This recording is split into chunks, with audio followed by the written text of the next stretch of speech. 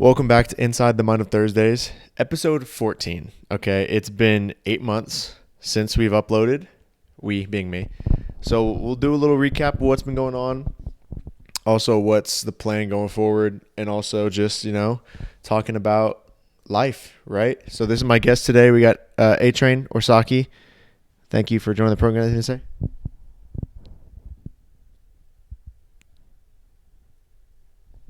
Okay, he's my guest. So the reason why I have him as a guest is, one, nobody's ever free. And whenever they are free, they don't want to do a podcast.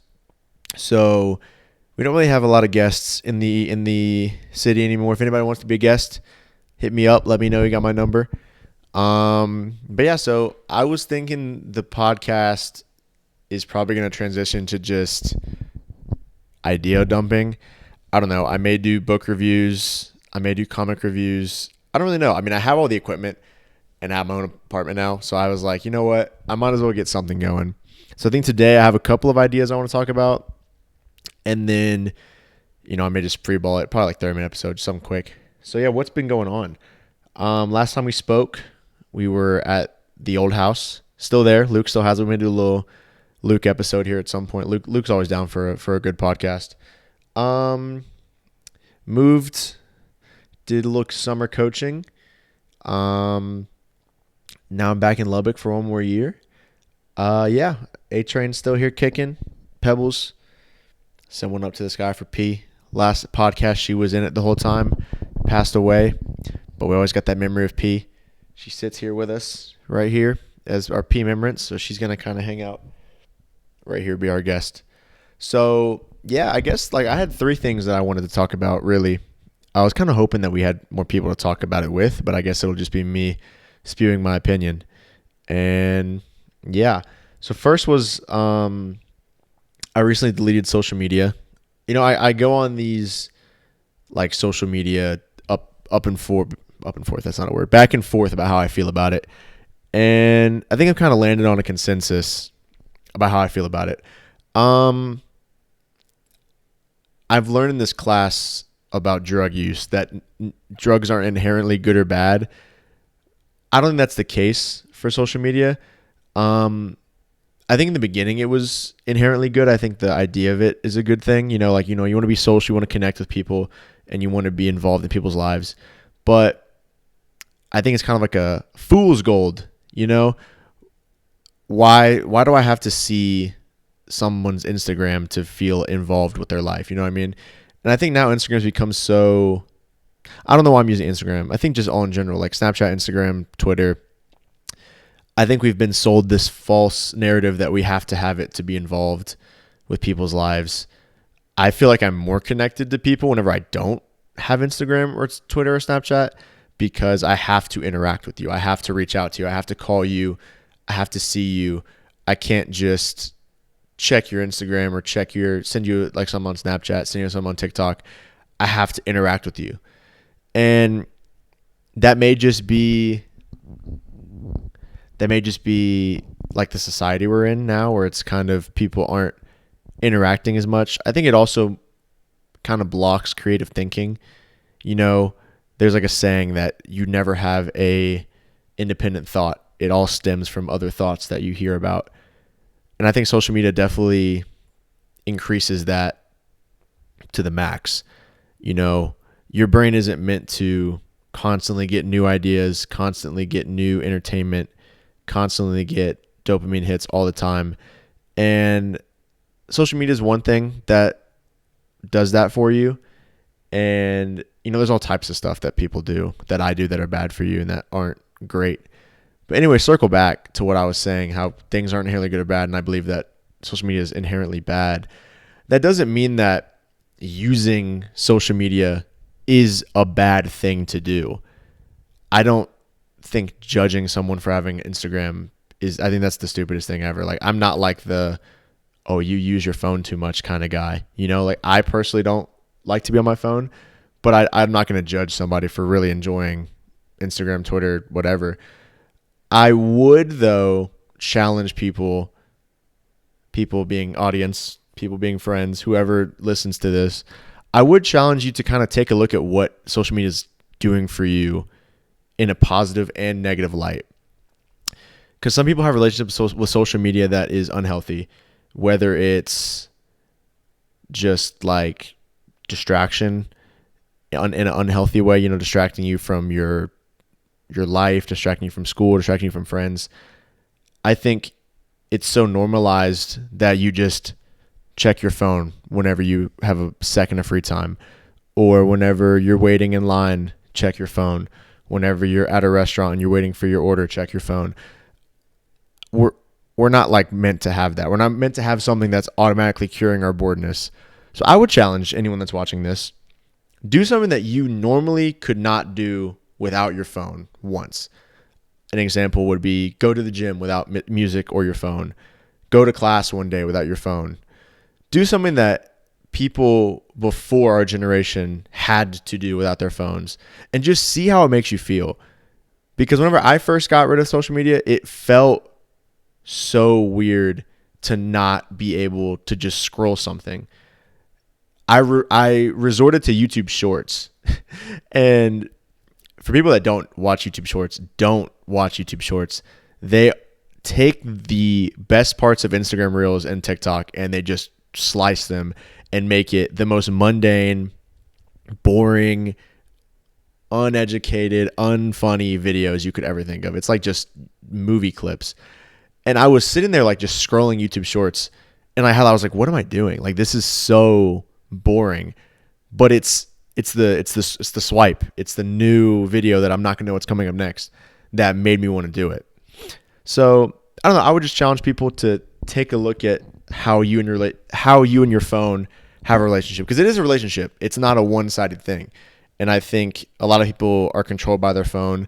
Anytime they get any kind of notification, it's conversation over, let me go check my phone real quick. It shouldn't be your phone controlling you.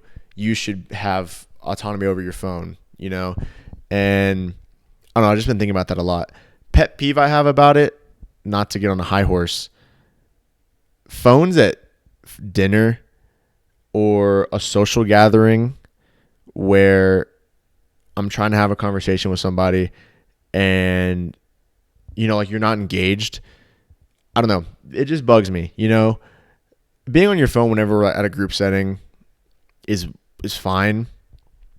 But also what on your phone is more important than like time with people you care about, Cuz maybe I'm an old head, but like senior last year up here, probably it's a lot of lasts is going to be happening in the next couple months.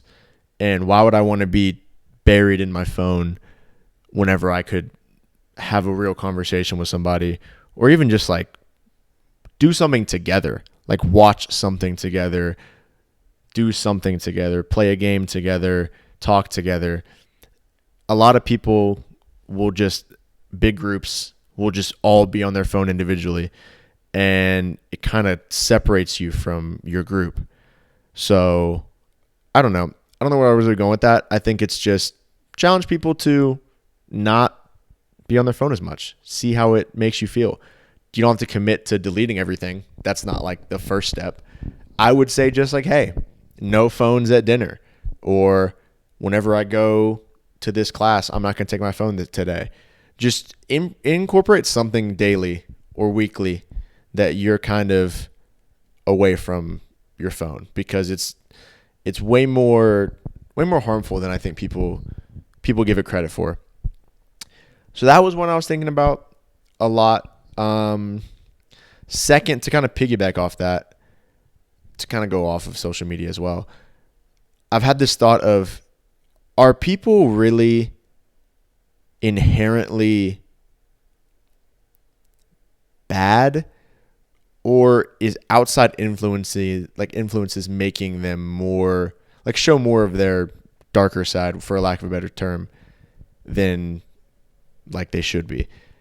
I was thinking about this question because of all the stuff recently with just politics and just a lot of soul searching and being like, why is negativity so like the number one route for everything? Like why is argument so mainstream? Why isn't discourse not Discord. Discourse more mainstream. Why is arguments so mainstream? I think as humans, we want to be in a group, like just off of instinct, off of human nature. We're designed to be in a group and designed to wanting to have a group. And I think with like politics or sports or anything that kind of is a herd mentality, it can get really easy to lose your own values and lose yourself for the betterment of the group. And I also think that social media and your phone is making that way harder because you're seeing every single person's opinion on every single topic, and you don't even know who this person is. It could be a sportscaster, if you're really into sports, that makes you kind of have a different view. And that's just like the simple stuff. Like, like you could be watching a broadcast and you'd be like, oh, I really like this guy. I like the way he plays. And then the broadcaster could go with, well, he's not really as good as X, Y, and Z. And that kind of can change your perspective on a player. That's like the sports based. But more so of like political or opinionative or anything super serious, whatever you want to talk about that's serious in life. I think we've kind of lost the lived experience part of our opinions. And it's kind of become more of lived experience through other people, to where I can see somebody else's experience with a group or a person and internalize it without giving that person a fair shake. Like, for example, if one of my friends has a bad example, or if one of my friends has a bad experience with somebody, should I automatically assume that person is going to have a bad experience with me? I think that's what social media does on like a big scale. And I think it's no one's fault, but I do think the app designers have a big part of it. I think people that use the app don't have any fault. I mean, yeah, everyone has autonomy over themselves, right? But it is really hard as young people. We are all young, probably that's watching this, growing up with all types of negativity everywhere in our circles, in our family, in the world. It is really hard to see all the negativity and not instantly go into hate mode for like another side, or hate mode towards a certain object or a person or a thing or a place or whatever it could be. And it just makes me think how much of it is fabricated by people that want us to be angry at each other. Like I hear stories from people that, like friends that tell me like they can't, not they in particular, but like people that they know that can't get along with each other because of differing beliefs. And I just kind of think about that and I'm like, what could be so different from them that's making them hate each other so much? You know what I mean? I think there are certain cases when somebody does something to you that's like warrants anger and warrants resentment. But for the most part, I think we all have just this herd mentality towards anything that we agree with. And I think whenever someone challenges the herd, it makes you feel like you're getting challenged as an individual, and you automatically close up and you start defending yourself. When in reality, these beliefs aren't you. You just believe them. That doesn't mean that you're right or wrong if your opinion changes. Like, just because I think one way and you think a different way doesn't mean that we are both inherently good or bad. We just have different views of how to handle something. And I think nowadays it's so easy to just jump at any kind of vulnerability or any kind of change in somebody's behavior and kind of use that against them. And I just wonder how much of that is perpetrated by people that have way more power than we think, or how much of that is just human nature, because I think it's also kind of a cop-out to just say, oh, well, social media is making everybody angry. That's a little bit of a cop-out, and I think that doesn't give people enough credit that don't do it, But yeah, I don't know. I think the world is a very evil place, but also it's a very beautiful place, I think you see so much stuff that you shouldn't see, or that doesn't have context, or you see the one video out of a million interactions, that's the bad interaction. Or you see the one good interaction, X, Y, and Z. You know, I think in how long ago? Like 30, 40 years ago, if I lived in Lubbock, it would be really hard for me to get information in New York. It'd probably take me like a day. I'd probably have to wait for the newspaper or like some sort of way to get information that was not instant. Right now, if I wanted to go see what was happening in Italy or France right now, I could go on my phone and see exactly what's going on. That's not healthy for your mental health. That's not good for your brain. You already have enough stuff to worry about in your day-to-day life. You should not have to worry about everybody else's problems. I was reading this book. It's called The Courage to Be Disliked. And they talk about tasks and how you should not take on another person's task. And basically what that means is you have tasks, I have tasks that I have to do. Like my tasks are get good grades, go to the gym, worry about my assignments, be a good person, da-da-da-da. I have my list of tasks. So it's unrealistic for me to try to take your task. Let's say, viewer here, you're going through a really tough time and, you know, like you have you're very angry all the time. Is it my task to take your anger and try to fix it? Not really. You know, now if you came to me for advice and you came to me and asked me, hey, Mitchell, I'm really struggling with anger. I need to talk to you. Like I need to talk to somebody about it. Then it would be my task. Because then you would have came to me, you would have asked me, and I could decide then and there if I wanted to help you or not. Now, if you're someone I care about, yes, right? It would be my task. But if you weren't, then why? It's not my responsibility to make you not angry. And I think that is a big microcosm of what's going on in the world right now. Everyone is taking tasks from other people, whether it's political tasks, whether it's, I guess political tasks is a big one. Like I think that kind of coincides with everything. Like political tasks, moral tasks, friendship tasks, family tasks, whatever task you are taking from somebody else is making your life harder. And I think if you don't really sit down and think about it that way, it can get real easy to just absorb like 20 tasks that you have nothing to do with. Like I could constantly check my phone about Canadian politics, but am I going to do anything to really change that? I have no say in anything Canadian. I have no Canadian in me. So I could take that task and care. And I'm not saying people should just like block out the world and be like, I'm in my own bubble. But there is a certain amount of control you have on things. And what level of control is worth your mental health? And I think people should start asking that question whenever they see a TikTok or they see an Instagram post that kind of gets them a little angry or gets them a little upset. And be like, why is this making me so angry? Why is this making me upset? Is it the injustice that I'm seeing, or is it that I'm getting fed this information and it's making me upset because I can't do anything about it? Because those are two different reactions. And big full circle moment, I think all of it stems to how you interact with people. You know, if you go interact with people with the mindset of like wanting to learn, being curious, not being judgmental, you'll have a very good chance at opening your worldview and having different, unique views on things. But I think if you go into conversations closed-minded and you are so gripped with your idea that you're right and there's nothing else that can be said to change your mind, then you're feeding into what people want you to do. You're feeding into the big, powerful people that are controlling your actions.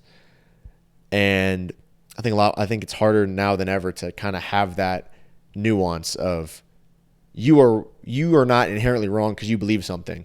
You just have a different belief than me. And it's real rough. Now, do I have the answers? No, not really. I don't know anything. I'm like just talking to a microphone. My guest fell asleep. My guest is asleep, fellas. I don't have anyone to talk to about this. It's just me. So I have no devil's advocate. But that seems like a pretty good way to approach it, is just kind of go into every conversation with curiosity and kindness first. And look at who you're talking to as someone to learn from, not someone to defeat. And I think you can learn a lot from that. Just going into every conversation being interested and not feeling like you have to prove your worth to somebody. Yeah. So that was on my mind. Let's go to a little lighter topic. 20 minutes. If you're still in here, man, leave a comment. What's your favorite song you've heard in the last day? Don't know. What's your go-to song right now? What was next on the docket? Okay. We'll do a little book review. Okay. We'll do a comic book review first, because I'll pull up the last comic book I've read. 1 second. Where's the last comic book I've read? We'll just do this one, because I rated it on Goodreads, but I never actually gave it a review. So here's the review now. This is Grant Morrison's All-Star Superman. I read this after the Superman movie. Shout out Jake for recommending it to me. I was never a big Superman guy. You know, I kind of had the classic, oh, he's just invincible. How can that be interesting? Shout out Invincible. But I was like, he's just invincible. How can that be interesting? This book definitely makes you think a lot differently about the character. You know, it's not like a linear story as most comic books are. It's kind of a bunch of different mini stories into one big compendium.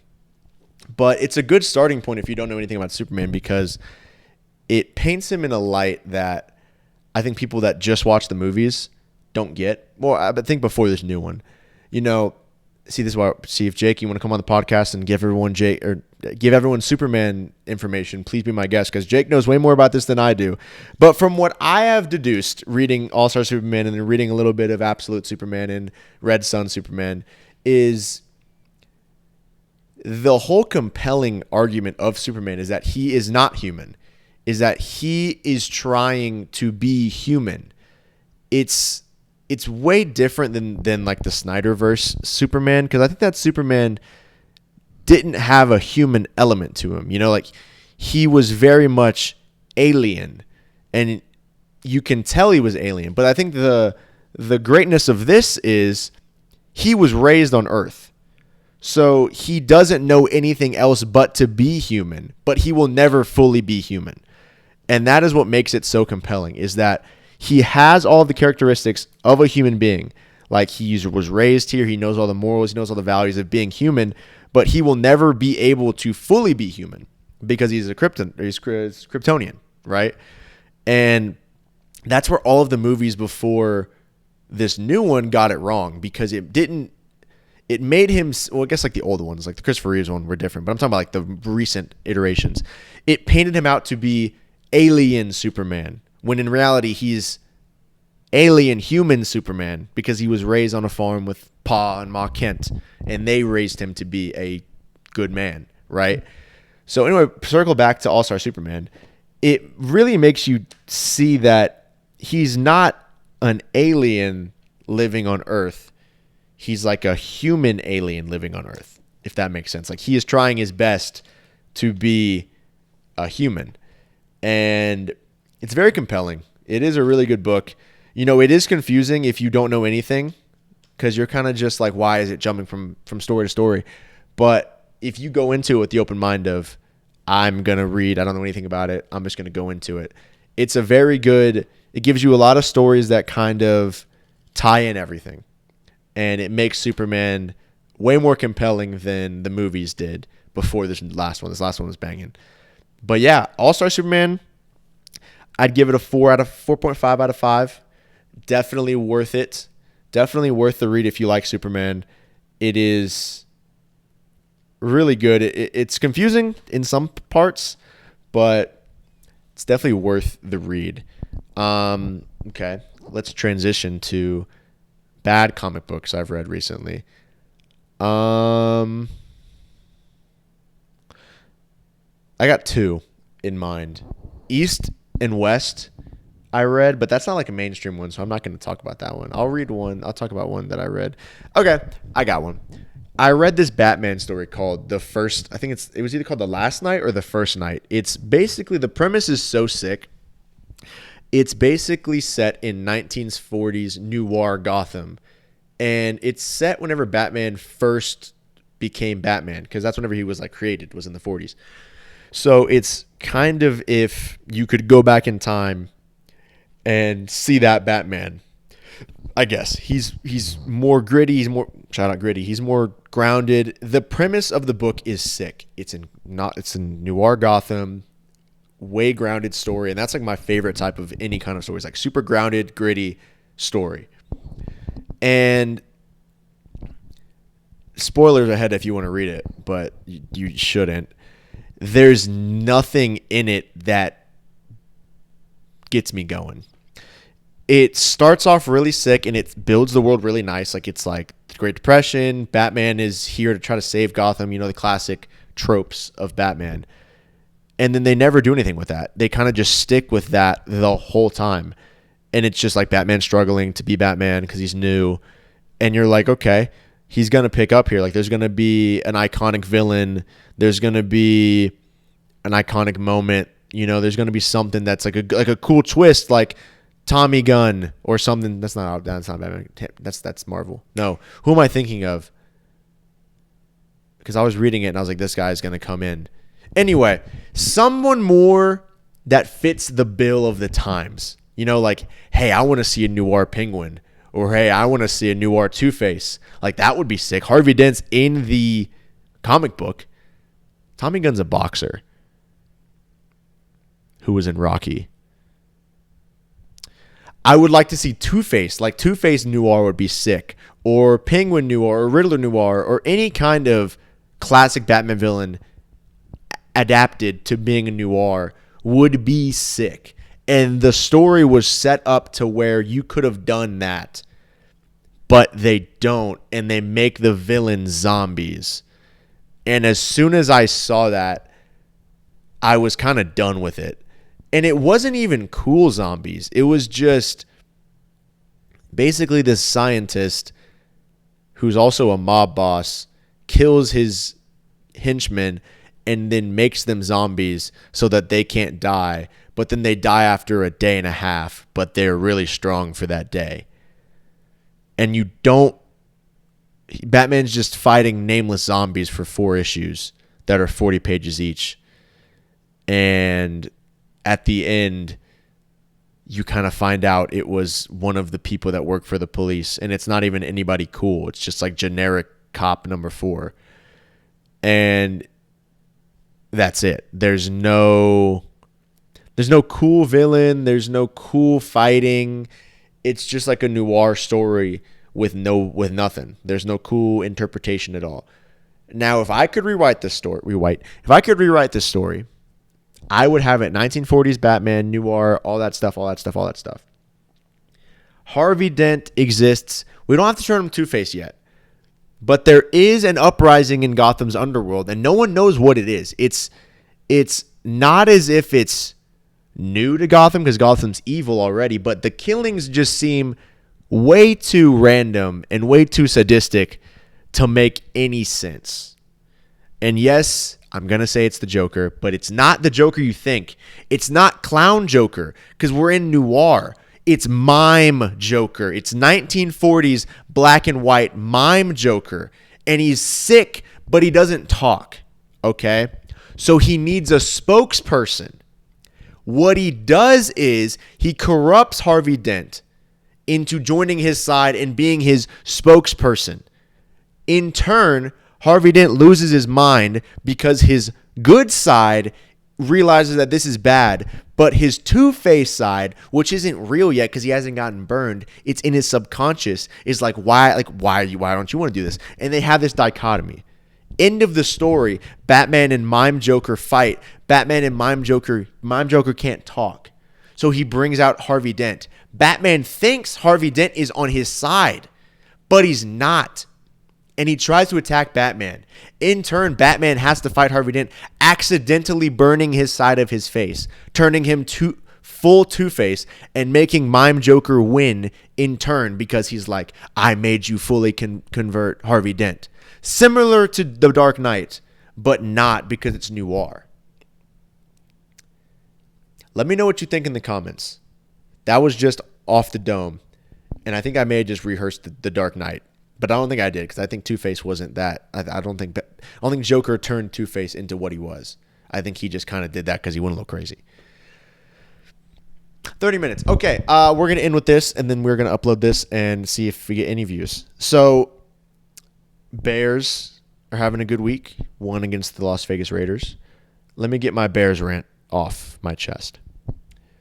For the first 2 weeks, the Chicago Bears faced Brian Flores and Dan Campbell's defense.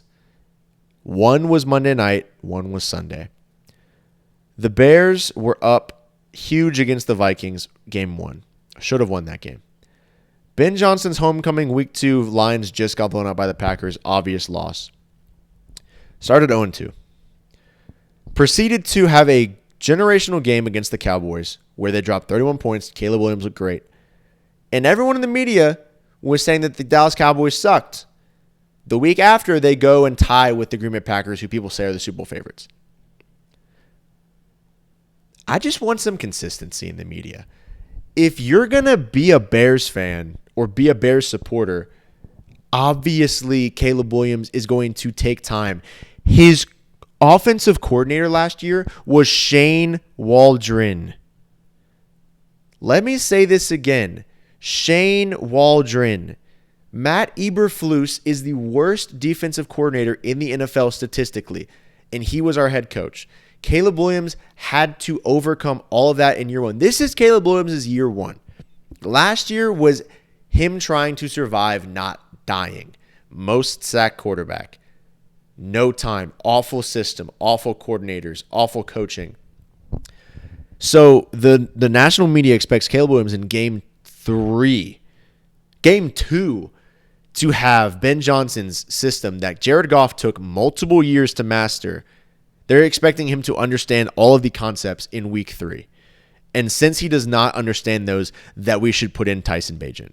I just want you to think about how ludicrous that sounds. Ben Johnson was the most sought-after offensive coordinator in the NFL in the past 5 to 10 years. He could have gone to any opening job he wanted. He probably could have gotten coaches fired if he said, hey, I want to go to your team.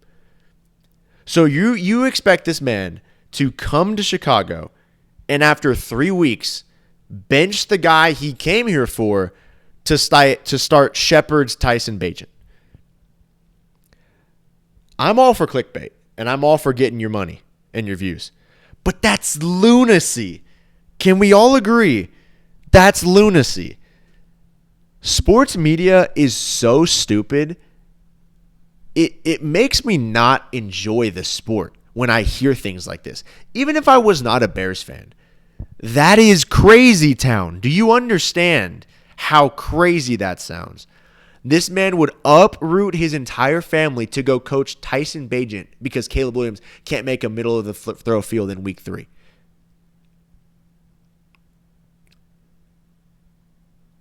Anyway, long story short, give the man some time. This season, we may not win that much, but Ben Johnson has to build a culture. He doesn't have his personnel yet. It's year 1. Our defense is missing our top 2 corners and our second best linebacker.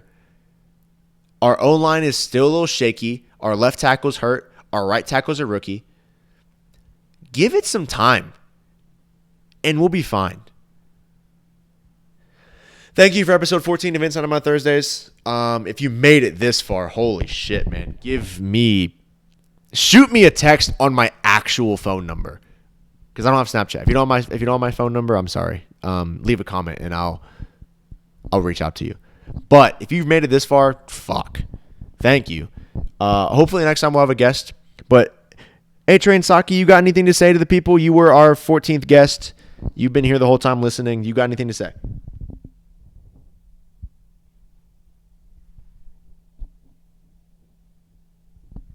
Thank you for your time. Okay, we will see y'all later. Have a good weekend, whenever this upload. All right, talk to you.